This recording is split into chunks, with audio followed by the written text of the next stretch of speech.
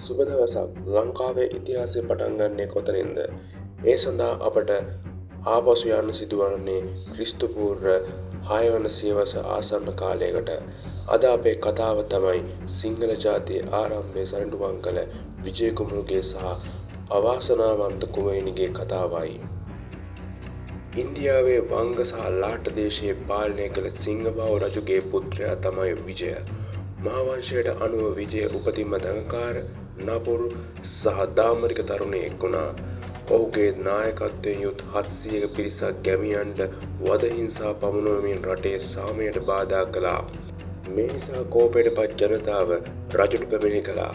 අවසානයේදී සිංහබාහු රජුට තම පුත් විජයවත් සහ ඔහුගේ 700ක පිරිසවත් රටින් පිටුපත් කිරීමට සිදු වුණා.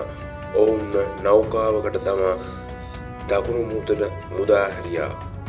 දිගුණාවික ගමනකින් පසු එම නෞකාව ලංකාවේ ඊසාන දෙසින් පිහිටි තම්බපන්නි නම් වෙරළ තීරයට සේන්දු වුණා. මේ සුවිශේෂී ගොඩ බැසීම සිදු වුණේ අපේ ඉතිහාසයේ ඉතාම වැදගත් දිනයක. ඒ ගෞතම බුදුන් වහන්සේගේ පිරිනිවන් පෑ දිනයයි. එනම් ක්‍රිස්තු පූර්ව 543 දී බව මහාවංශය සඳහන් කරනවා. ගොඩබට විජය ඇතුළු පිරිස දෑත් පෙරළේ රතු පස් නිසා තම පැහැගැන්වුණා. මේ නිසා තමයි මේ ප්‍රදේශයට තම්බපන්නි තම්බ අත් ඇති යන නම ලැබුණේ.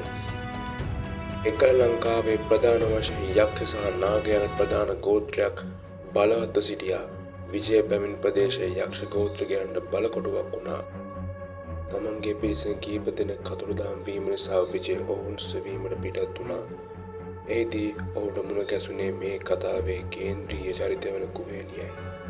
කුවේණිය ඇත්ත වශයෙන්ම යක්ෂණියක් වුවත් මිනිසුන් රවටා ගැනීමට ඇයට රෝමන් තරුණියකගේ ස්වරූපයක් ගැනීමට හැකි වුණා. ඇය විජයගේ සංගයන් යක්ෂ බලයෙන් සිර කරගෙන සිටියේය. කුවේණිය යක්ෂණියක ලෙස විජයට බිය ගැන්වීමට උත්සාහ කළත් විජය ඇයව දැඩි ලෙස මෙල්ල කළා.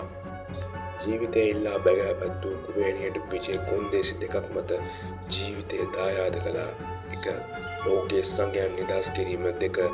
රට පාලනය කිරීමට ඔහුට උදව් කිරීමයි. කුවේණිය කොන්දේසි දෙකටම එකඟ වී විජයගේ සහායයන් නිදහස් කළා. කුවේණිය විජයට බවුණු යක්ෂ ගෝත්‍රයන් ප්‍රධාන නගරය වන සිරසත්තු නගරයේ මංගල්‍යයක් පැවැත්වෙන බවයි. මේ මංගල්‍යයේදී සියලුම ප්‍රධාන යක්ෂ නායකයින් සහ ඔවුන්ගේ පිරිස් දැඩිසේ මත්පැන් පානය කර ප්‍රීතියෙන් සිටින බව කුවේණිය දැනුම් දුන්නා. මේ අවස්ථාවේ කියා සිටු විජය සහ ඔහුගේ පිරිස කුවේණියගේ උදව්වෙන් රහසින් නගරයට ඇතුළු වුණා. විජය සහ ඔහුගේ සංගයන් පහසුවෙන් මත් වී සිටි සියලුම යක්ෂ නායකයින් මරා දමා යක්ෂ ගෝත්‍රික බලය බිඳ දැමීමට සමත් වුණා. මේ ජයග්‍රහණයෙන් පසු විජය කුමරු තම්බපන්නි බලය තහවුරු කරගත්තා. ඔහු කුවේණිය තමන්ගේ බිරිඳ කරගත්තා. ඔවුන්ට ජීවහත්ත සහ දිසාල නමින් දරුවන් දෙදෙනෙක් ලැබුණා. මේ කතාව තමයි ලංකාවේ මුල්ම ආර්ය ජනාවාසය ආරම්භ වූ ඒ ආකාරයේ විස්තර කරන්නේ. යක්ෂ ගෝත්‍රිකයන් බලයෙන් පහ කළත් ලංකාවේ තවත් බලවත් ගෝත්‍රිකයක් සිටියා. ඒ තමයි නාග ගෝත්‍රිකයන්.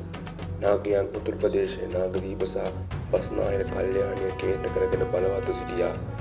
කිසියම් විජයගේ කතාවේ නාගයන් සමග සුජු ගැටුමක් ගැන සඳහන් නොවුනත් විජයගේ ආර්ය පාලනය තහවුරු වන විට ඔවුන්ව සාමකාමීව අභිබවා යාමට හෝ ඔවුන් සමග සහයෝගයෙන් කටයුතු කිරීමට සිදුවන්නට ඇති බව ඉතිහාසඥයන් අනුමාන කරනවා. විජයගේ රාජ්‍ය පාලන සමයේ ආරම්භයේ ඉතා වැදගත් වූ බැවින් ඔහු තම පාලනය ස්ථිරසාර කිරීමට දේශපාලනික තීරණයක් ගැනීමට සූදානම් වුණා. තමන් පාලනය කර රාජධානිය තහවුරු කර ගැනීමට නම් රාජකීයලේ ඇති පාලකයන්ට සුදුසු බිරිඳක් අවශ්‍ය බව විජයගේ ඇමතිවරු පෙන්වා දුන්නා. යක්ෂණියක් වූ කුවේණිය රාජ්‍යත්වයේ සුදුසු නැති බව ඔවුන්ගේ අදහස් දුනා. විජය කුමරු ගත්තේ අදටත් අප බොහෝ දෙනා කම්පා කරන නිර්දය තීරණයක්. ඔහු කුවේණියට මෙසේ පැවසුවා: මාහට රජකම කිරීමට රාජකීය බිරිඳක් අවශ්‍යයි.